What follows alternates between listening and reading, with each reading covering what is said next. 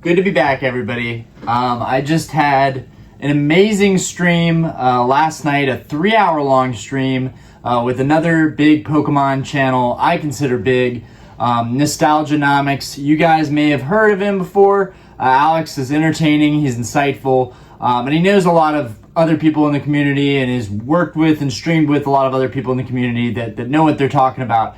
And there was a guest speaker last night too. I would highly recommend to go check out Nostalgianomics and check out that stream. I know I learned a lot from it. First and foremost, I just want to say thank you guys so much. Thank you guys so much for supporting me in this endeavor. Growing this YouTube channel was no small feat for me. It took a lot of hours, a lot of dedication, and a lot of time. And anybody can relate with that makes content, that makes videos.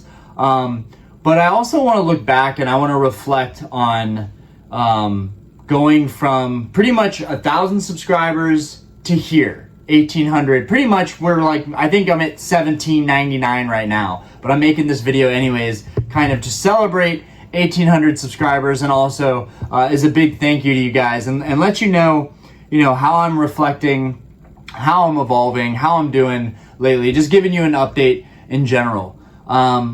After a 3-hour stream with guys that are way more knowledgeable than I am on this hobby, I've come to the conclusion that there are some changes that needed to be made. And not entirely due to them, but just laying awake and just reflecting, thinking about what I'm doing with my money, what I'm doing with my time, how am I spending, how can I optimize time with my family, all this stuff, right? What's important in life. And what I've come to realize is I love Pokemon cards, period. I love Pokemon cards. And it's very hard, it's very difficult for me to have conversations with other people that have been in the hobby for a long time and that have, done tens of thousands of dollars in sales in the hobby. I'm just starting out. I'm an amateur. I've just started out making videos. I just started this YouTube. I just started selling stuff on eBay. I've had a lot of sales on Mercari, but that's, this is small stuff. This is really small fish stuff in the grand scheme of like what other collectors are doing, what other well-known hobbyists are doing. And I learned a lot from those guys. And, we're talking about the market and where it's going and to be risk on or risk off. And, I'm in the stream with my Charizard shirt and I'm all excited and I got my background, and these guys are just wearing regular clothes. They're in their offices. It was very different. It was very I felt kind of like an outcast. I felt kind of like an outlier. And like those guys were fantastic. Like I had a fantastic time chopping it up with Alex and chopping it up with Steve. It was a great stream. Again, I highly recommend checking out that stream. It's a long stream, it's 3 hours stream, but we talked about all kinds of topics, and I think it's really important stuff that would apply to other people. But a point that they got across to me was just knowing when to call it, knowing when to sell something, knowing when to move your money around, and being smart with your money, and it's something that I feel like in this community, there's not a whole lot of people on their channels talking about, how to move your money and what to invest in. And, if you had $100, what product would you buy? Well, Steve was saying, you wouldn't buy a product. You need to make more money. You need to have a good job. You need more income. Stop focusing on what product is going to boom or what thing is going to make it rich or what gambling play is going to work out for you. And have a better quality of life overall. Work hard, have more income, have more money coming in, work smarter, not harder. And lately I have been working myself to death. I've been working so hard, at the bar. I've been working late night shifts. I've been trying to put on as many hours as possible while shipping stuff out, while doing the YouTube as well. I really feel like I'm doing the most in my life. I feel like I'm doing more now than I've ever been doing before. And I feel like that's good enough for me. But when you're in a stream and you're talking to other guys that are talking about buying more property, talking about, living below means, talking about, selling off parts of their collection that I can't even dream of owning, like, Alex was talking about how he had several of the original booster boxes and how he sold them. And I couldn't wrap my head around it. I am so obsessive about Pokemon cards and collecting that I could not wrap my head around the concept of having something, having it for years and having it go up in value and selling it. I could not. I plan to do that with a lot of my sealed collection right now for modern products, but like vintage stuff that I'm buying sealed, I really don't see an end to it. I don't see that point of like, everybody has a number. That's what Alex said. He said everybody has a number. And I've been thinking about that a lot last night and today. I've been thinking about it all day. That's part of the reason that I'm not ripping open packs and, doing a celebratory opening right now. And I may do a live. I may do some pack openings for a live later on or tomorrow or something. But I really wanted to get this video out, and I wanted to first, say that I appreciate everybody that's followed me on this journey and watches my videos and appreciates my content. But more importantly, I should care about the people that care about me that are watching my content, right? And if I truly care about the people and truly have their best interest in mind, I would not be constantly promoting certain products, promoting stuff that I have. My background alone is insane. That's where a lot of people think that I'm a long-term collector when I've only been back into the hobby for a couple of years. And that's another point that I want to get to, but I don't want to send the wrong message with the stuff that I have. Most of this stuff is just artwork, it's just displays, it's just my appreciation and my passion for the hobby and for Pokemon cards. And I don't know where it really began, and I don't know where it's going to end, but I know one thing, and that's that I love Pokemon cards. I love Pokemon. I love the franchise in general. I've bought stuff that's not even cards. I've bought waffle makers and toys. I've plushies. I've bought all kinds of stuff. I love the franchise, and I think that it's really going places. And I'm usually not thinking, do I need to get out now? Do I need to sell my cards now? Do I need to sell my collection off now because I don't want to lose my money? I'm just not thinking about that. I am more of a collector at heart. And that's why it's so hard making this video. That's why it's hard to say that I'm going to be, I'm going to be pulling back. And I've already been doing that. As of today, I have no credit card debt. I'm getting my check tomorrow. That's going to pay off the rest of my credit card debt. And I have money in savings, and I've got cash set aside. And I'm finally at a point where I feel like I can breathe again, much less I know my channel is working out. I know that my sales are working out online, and everything is going to be okay. I don't have the stress of trying to impress anybody or show off or be somebody. I don't have that stress anymore. My focus is letting you guys know, are you making the right choices? Or, should you be investing all your time, money, and energy into, buying Pokemon products all the time? This talk I had with these guys last night was more about calculated investing. It was more about investing, and some people thought it was interesting to have me on the stream because I'm more of a collector, and so there's different standpoints. There's a price for everything, right? And then there are certain things to me that took so long, it took so much energy to get and find, that there isn't a right price for it, right? I found it through my journey, and that has a sentimental value to me. But one point I really want to get across, because I'm sure I'm going to go off in tangents, and I love when I do long form videos where I just talk about aspects, things that I'm thinking about. One thing that I want to get across before I forget is don't ever let anybody tell you, and Steve and Alex were fantastic. This is more people in the chat. During the stream, I didn't even read the chat because I was so focused on the conversations we were having. And my wife, screenshotted some of the chats and some stuff, and just some people were just rude and obnoxious. But some people were saying stuff about me, and it hurt my feelings, and it cut pretty deep because I don't have a lot of bad feedback on my channel. I have a lot of supporting, loving, caring people that are passionate about the hobby the same way I am. We're like-minded individuals, share a passion for the hobby, but don't ever let anybody degrade you, belittle you, put you down because you are new to collecting, because you are fresh to the hobby. Don't ever let that happen. And maybe this is for a different video. Maybe I'll make another video about that, but I just wanted to be short. Don't ever let anybody judge you or say that you are clown, fraud, don't know what you're talking about because you've only been collecting for a certain period of time. Everybody, my mother is a collector. She's an artist. She's collected fine art her whole life, and she would never place judgment. We were having a long, drawn-out discussion today. Same thing with my dad and his properties. My dad's invested in beat-up properties his whole life and stuff that nobody wanted. But even people tried telling him, you shouldn't do this. Same thing with my mom. You shouldn't buy this art now. You should sell at this point. Everybody has their own opinion, but don't ever let someone tell you, just because you are new to something, that you don't know what you're talking about. Everybody has their own opinion. Everybody has their own insight. And I'm going to leave it at that. Be you. Because there's too many people trying to be like other people in this world. There's too many. And while I learned a lot of good things from them, I love who I am, and I love what I represent, and I love where my collection is, and I'm very happy with everything. But one thing that I'm not happy with, that I do not accept, is my where I am financially in my life right now.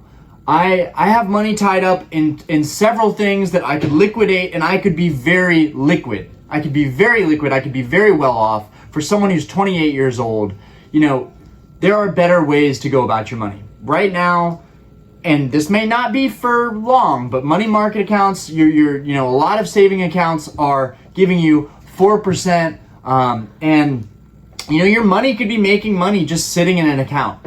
We may be moving from a risk on to a risk off environment. I'm just letting you guys know, maybe to be more cautious with how you're investing, how you're spending in this hobby. I know I will be, but I have my own journey that I've had, and it's, you guys are going to have your own journeys with collecting and this whole hobby. But it's just really insightful to talk to people that are older, that are, more experienced in this hobby, that have seen people come and go. And I don't want to burn out. I don't want to sell off my entire collection. So I'm at this point where I'm like trying to come up with a solution, a plan moving forward. And I think what that is continuing what I'm doing, liquidating small pieces of my collection at a time, and trying to bring in sustainable income. And that started to work really well. After that stream, I thought really hard and long about, what I've been doing with my life, my time, this YouTube, buying Pokemon stuff all the time. I think one of my biggest mistakes was I was buying stuff from like every store I could, and that's not always the best way to dollar average your costs. And I've learned since then, but I just felt like there's a part of me that just felt like giving up. Like, they're right. Like, I don't know what I'm talking about. I haven't been doing this hobby long enough. I'm not experienced enough. I don't have enough knowledge. That's all bullcrap. And I had to have a long talk with my dad and my mom today, about, assessing my goals. And, we have a bar that we're running, and it's doing very well, and that business is taken off, and things are already working out. I don't need to complicate things. I don't need to make things harder for myself. But it comes back to this thing that I told them, that I love doing this. I can't fully explain it. I love doing it, and it's a part of my life now. And I have very supportive parents and a supportive family. And they, to an extent, they were very skeptical of me doing a YouTube and spending time doing this and putting money into buying products and doing openings and all that good stuff. But everything is working out now. The YouTube is working out. The online businesses are working out. Our bar is doing well. I'm managing it well. I feel like a superstar managing all of my time very efficiently and doing all these things. And I'm just reflecting on that, and I'm excited for where the channel is going to go from here. And I'm just very grateful, and I'm very humbled for everybody that's followed me through this adventure. And I just think that anybody can do this. Anybody should be able to come in the hobby, to start a YouTube channel, and not feel like they're not good enough for it. If you're watching this and you're thinking about starting a channel, you should. If you want to do something in life, you should do it.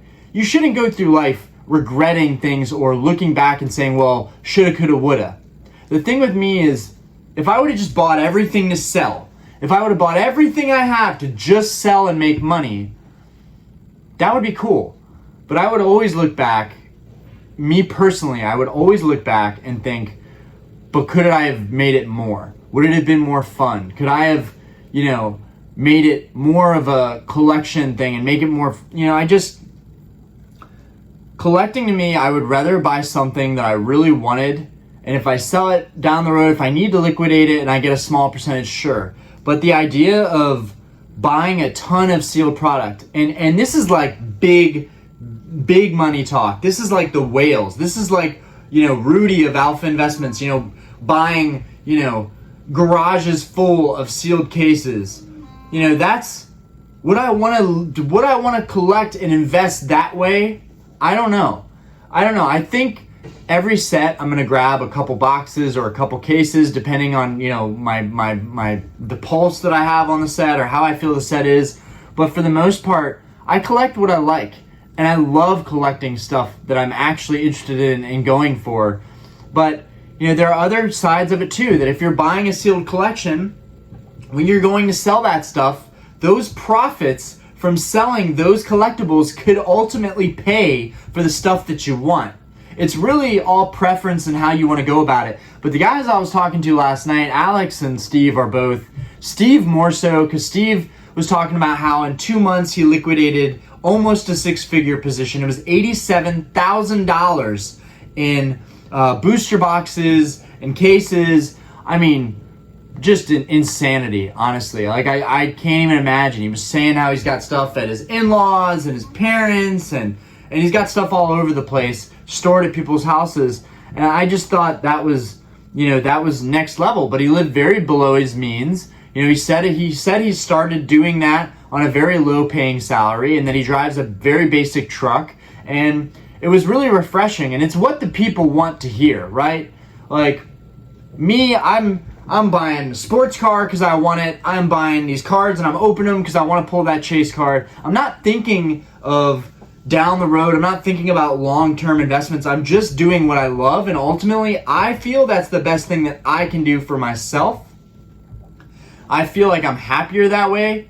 Now, granted, getting into a collecting addiction where you're just spending money constantly, I've gotten into that rut a couple times, and I've talked about it on the channel, and I'm really lucky that I have the channel to be my support system too, because y'all are my support system. Y'all are my therapy in some cases, and kind of get me through tough times when I'm down on myself. But now I'm at this inflection point where I've reversed my debt. I'm now selling stuff. There's now money coming in. I love what I'm doing. I love my passion. I love my hobby. I love that I get to have this YouTube channel, and I always have an audience to talk to about this stuff. I'm extremely lucky and blessed, and I wouldn't have it any other way.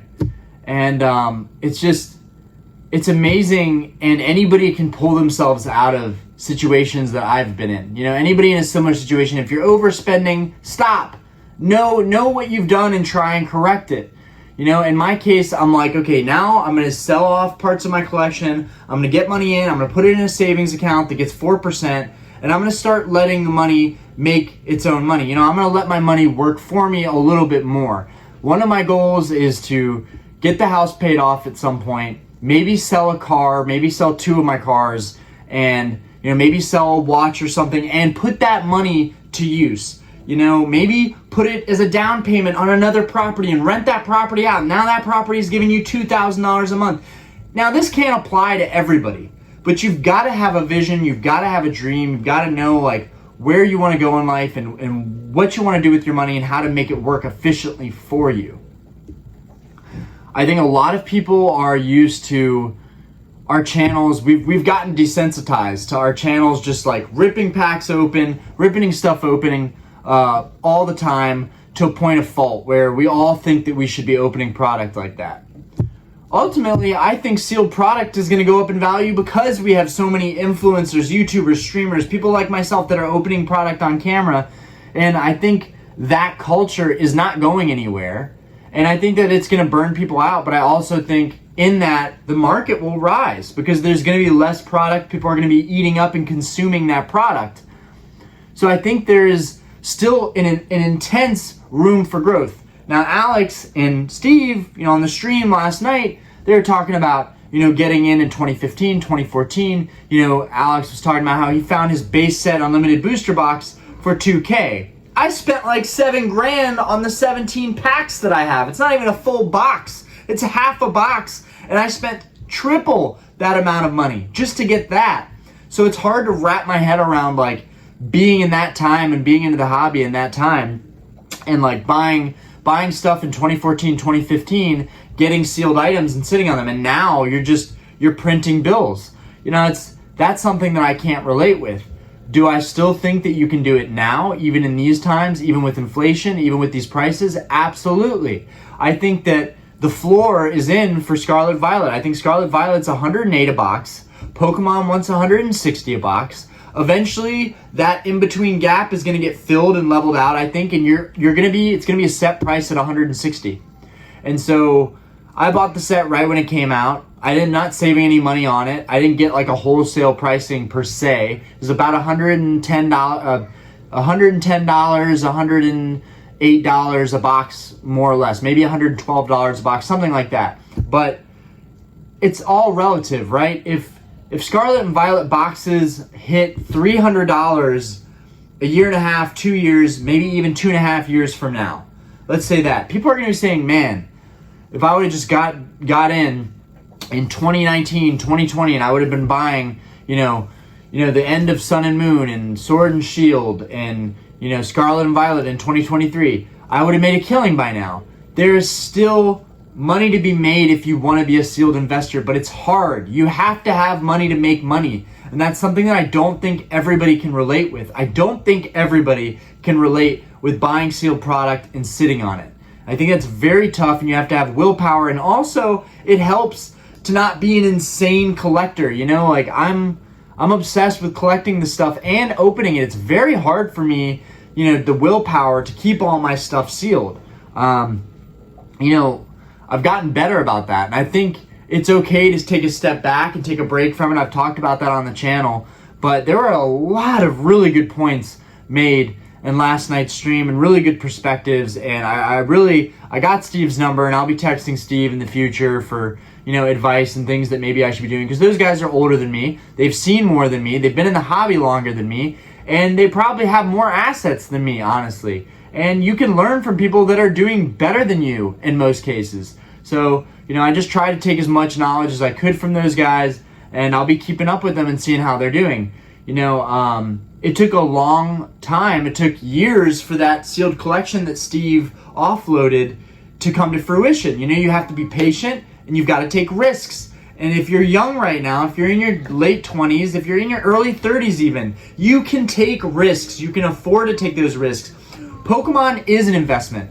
Is it the traditional investment? No, it's not like stocks. It's not like real estate. I've invested in both of those. I'm still heavily invested in Pokemon. Is it a great way to diversify? Absolutely, it's a great way to diversify. It's different. It's, you're not paying like cars. My analogy on the stream was talking about, and some people made fun of me on this, but I take it very seriously.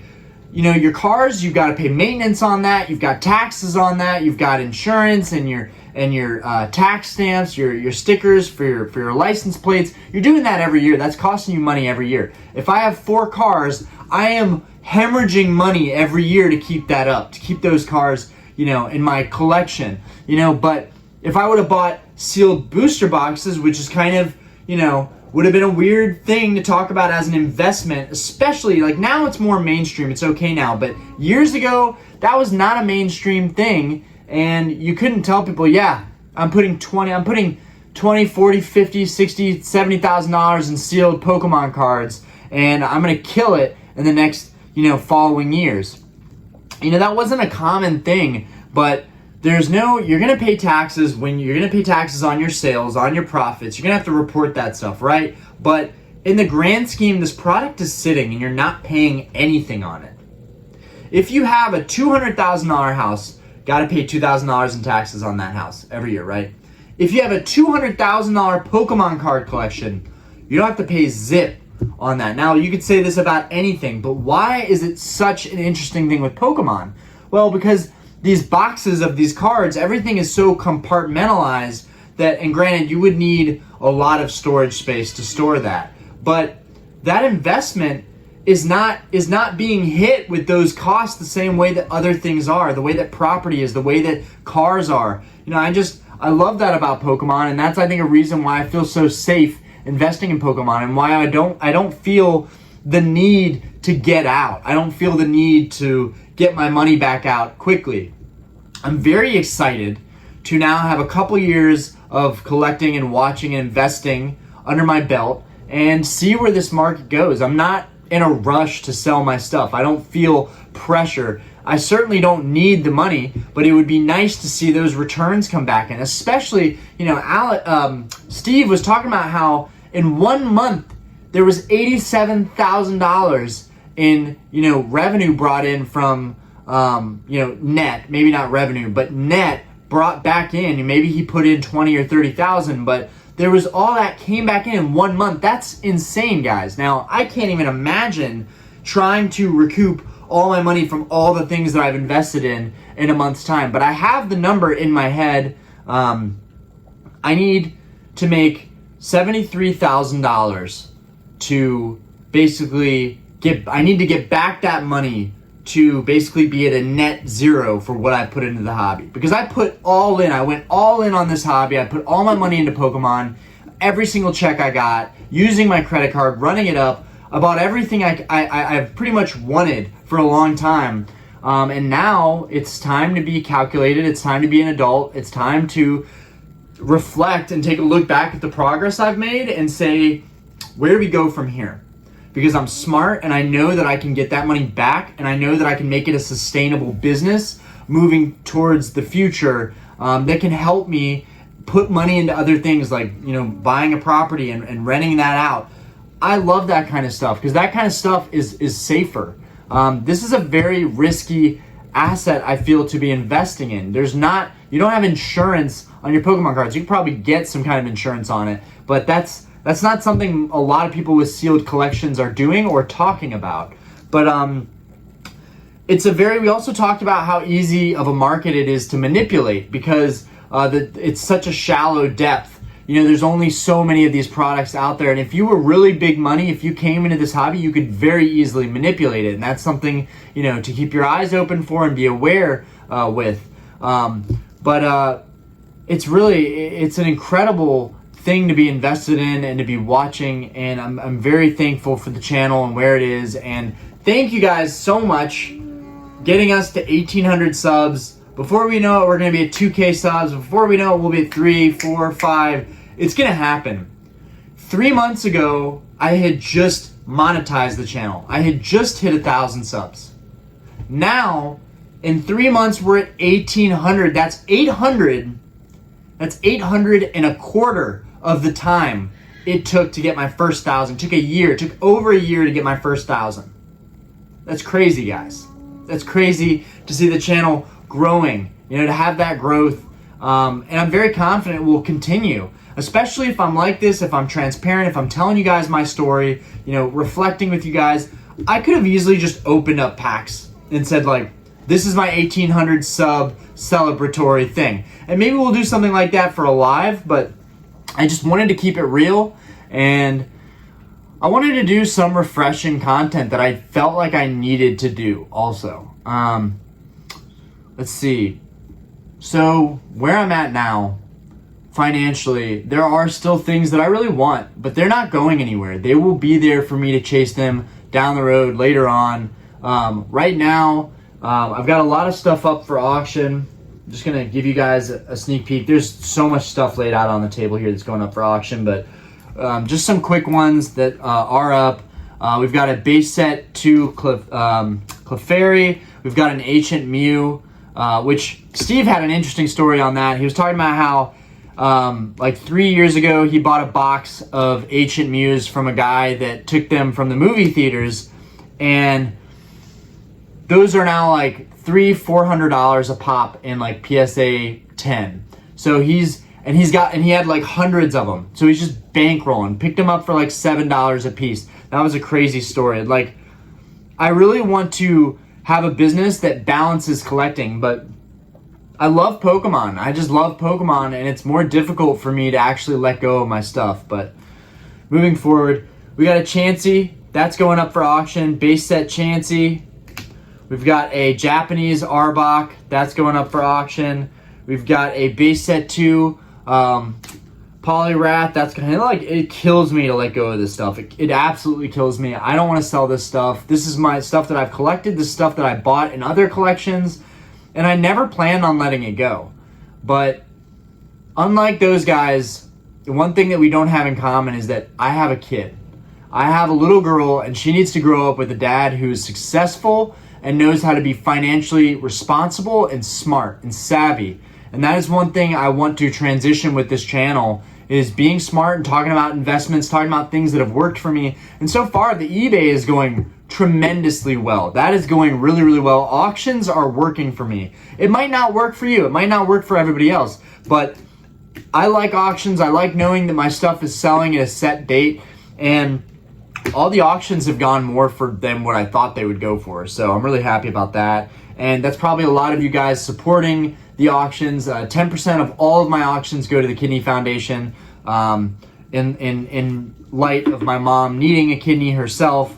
We've got a Lapras from, all these are hollows, by the way, Lapras Fossil, and I've got a ton of promos. I have a ton of promo cards, old Wizards of the Coast promo cards that I'll be unloading some of those there too, but I spent like an hour or two today just listing stuff. We've got a fossil muck that'll be going up, a fossil ditto that'll be going up. We've got a Spanish first edition Gengar that'll be going up. That's a pretty cool card. Got that a long time ago. We've got a German first edition mint Squirtle. That's pretty cool. We've got a FMR Forbidden Memories promo Harpy's Pet Dragon. This card is just phenomenal. It looks phenomenal. That one hurts to let go. We've got a Magician's Force Dark Paladin. This card is just gorgeous. This is like my spirit animal of Yu-Gi-Oh! Like I love Dark Paladin. Absolutely gorgeous. But I have some other Dark Paladins that I'm holding on to. So that one's a AGS 5. And then this is a first edition. This is the first time I will ever be selling a first edition Alakazam. I do not want to let this card go, despite having another one that I've replaced this one with. But this is a first edition Alakazam in a PSA 4. Honestly, it's a super strong 4. I'll show you guys real quick. It's a super strong 4. I'm not even sure how it got a 4 other than some scuffs that it has. It has some scuffs right here. You guys may or may not be able to see those. Is it on that side? It's on that side. So it's on this side. I'm trying to show you. You guys should be able to see it. It's got some scratches that go across the card there. Those are some pretty deep surface scratches right there. It's almost like it got scraped across pavement as a little kid. But other than that, the card itself presents very, very nicely. It's really a nice card. It's got a great hollow pattern. It's really well centered. And it looks pretty good on the back. It got a 4 from just getting scuffed. And honestly, I feel like it deserves better than a 4. But those are all up for auction. Hopefully you guys can go check that out. But I'm thankful for where the channel is, and I'm trying to keep it real. I'm not going anywhere. I will always be doing videos. I'll be giving you guys updates on auctions, on stuff that I'm putting up. But I love my Pokemon cards, and it's going to be really hard for me to transition into this new phase of selling my stuff. I started at Mercari a year and a half ago, and that's done tremendously well for me. Not $87,000 well like Steve, but it's done now 15 in the last year and a half. I'm very happy about that. I've just been very slowly putting up a couple things that I have duplicates of. So I'm pretty happy about that, but now we're moving into this whole mentality of auctioning stuff off and moving my collection more quickly and being more liquid than I have been in the past. So we've moved a lot of the bulk stuff. There's a lot of cool stuff that we have to get to still, and I don't know how I'm going to be able to let go of some of that stuff, but either way, I appreciate all you guys, and I hope you guys are having a fantastic day. Again, thank you so much for supporting me up to this point of having 1,800 subscribers. That's huge for me, and I love this hobby, and I there's so much stuff that I still want to go after, but it's not going anywhere. It's still going to be there. So I'll come back to it when I come back to it. And the same thing with consoles. I really like sealed in in-box Game Boys are really, really cool to me. I still want to collect that stuff, but I'm very at peace and I'm happy where my collection is now. And even though I've only been collecting for a couple of years and I've only had this YouTube for like just over a year, don't ever let anybody tell you that your opinions are invalid or don't matter, or just that you don't know what you're talking about just because you've been in the hobby for a short period of time. There's this mentality, I feel like, in this community. There's this toxic mentality of like, you have to know everything about everything. No, you don't. You can just like what you like, and that's okay. There are so many niches still. My niche is theme decks. That's my niche, but you can still find a niche. Everybody has their own thing that they feel expert on. I might not be expert on everything in the hobby, but I feel pretty expert when it comes to theme decks and like pricing of that stuff and what it's worth. So anyways, guys, I love you guys. Have a fantastic night. If you can, go to Nostalgianomics. Check out that live stream. It's a heck of a time. It's 3 hours of just insightful stuff and me wearing my Charizard shirt, telling everybody that Charizard is my favorite Pokemon. And apparently I got grilled for that. But I will take no heed for that. Charizard is the GOAT. I think Charizard is the GOAT. You know, of course I like other Pokemon. Of course I think other Pokemon are really cool and have fantastic artworks. You know, Lugia, Mewtwo, Suicune. You know, off the top of my head, those are just some Pokemon that are different that I think are fantastic. But Charizard just takes the cake for me. That orange dragon ain't nothing like it.